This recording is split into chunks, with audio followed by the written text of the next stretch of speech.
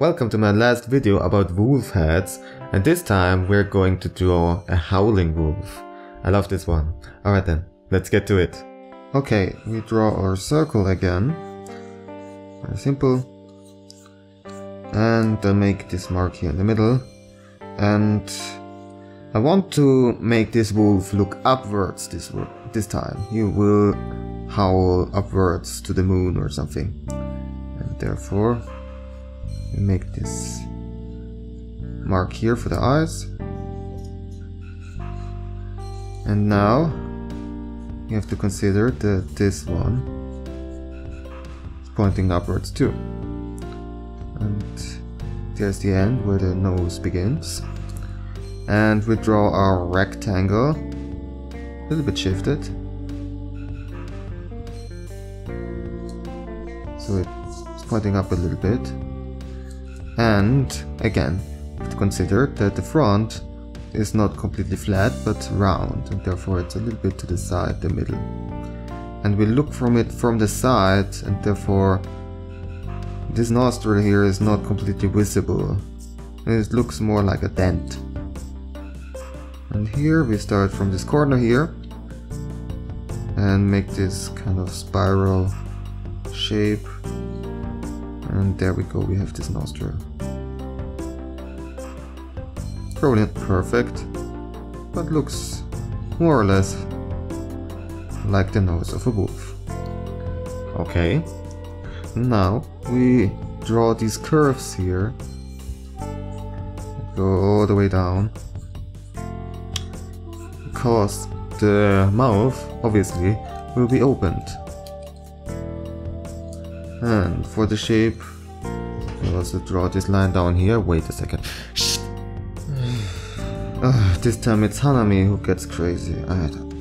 Jeez. Okay. Yeah, we will draw this line here to close it. And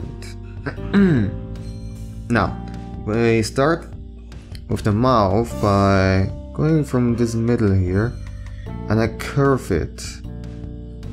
Just not too much. It's not that widely opened when they howl. Just slightly. And then go the other way.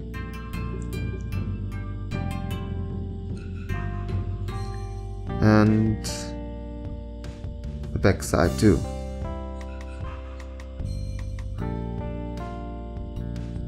And from this angle, you see just a little bit of this one canine. Kinda looks cute. This one little tooth. Alright. Just some lines for the whiskers, just to indicate them. And now the eyes are being closed, so it's very simple. We just draw this line here. And I also draw some fur lines around it to give it a little bit more definition. It's very simple, very quickly. And make it more detailed later. So now, I want to flatten this circle a little bit. Because wolves have a very slender kind of shape for the head. So it's more of an oval shape. And the ears are pretty much all the way back. Normally I would do these guidelines here, but they would extend behind this head, so it will be like about here. And they are very flat now this time. The wolves normally put their ears back when they howl like this. At least this is what I normally saw in the photos. Alright, a little bit of fur here and there, and I define the shape of the head a little bit more, drawing these fur lines. Okay, now make it a little bit flatter here on the top of the forehead. And some additional fur lines for some part of the body. like so, to make it a little bit more interesting. Okay, let me see, I think I didn't forget anything. Yeah, looks like it. Wonderful. You see, it's very quickly done. It's actually not that difficult, and it's easier than what I did before, the growling one. You don't have to consider the eyes or where the teeth are going to be. The ears are also very easy to draw, and yeah, it's a very simple one, but very beautiful. Okay then, I will get to the outlining now. Alright, this time I want to tell you a little bit about the impact of wolves on the environment. You see, they are something like a cleanup patrol. They normally hunt for the weak or old or sick animals and to provide food for others. Researchers only had really a chance to look at cases where wolves or other animals gone extinct in certain areas.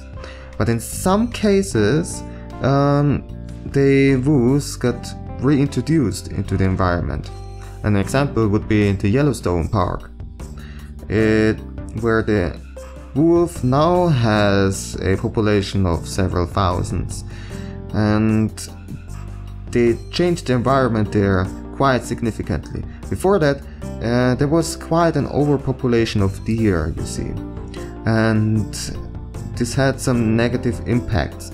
Of course, there were other predators like coyotes, bears, and others, but they were not that efficient to decrease the deer population to a significant amount, and therefore the deer had a good life. They were able to graze wherever they want, how much they wanted, and they left barren fields behind them and trampled over everything.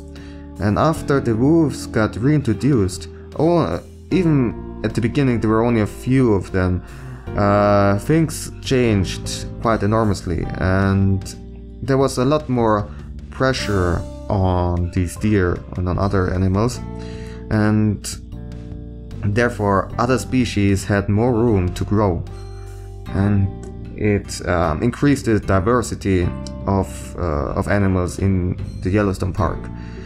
And surprisingly also they had some impact on the rivers, and this is very baffling, but because there were less deer, or deer in only certain areas, the rivers had chance to regenerate, the riverbands get more stable, and so the rivers didn't change that much anymore. If you want to learn more about that, there were some interesting videos. One video was an TEDx talk, a very good one, and the other one was from the YouTube channel Sustainable Human, and I highly recommend also this video, even if it's a little bit short. It's highly informative, and I will of course leave the links down in the description, so when you're done with this video, please watch these. Alright then, so I'm going to fast forward now until I'm done and get back to you.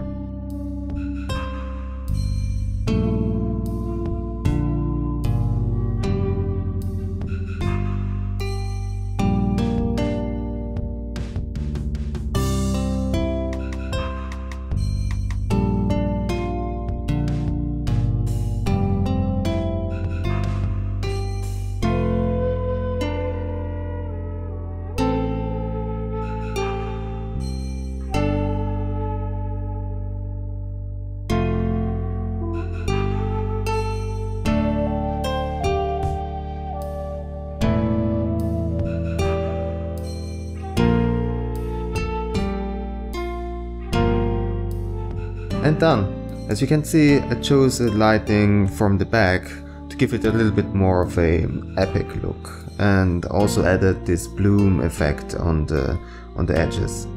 You're in my way.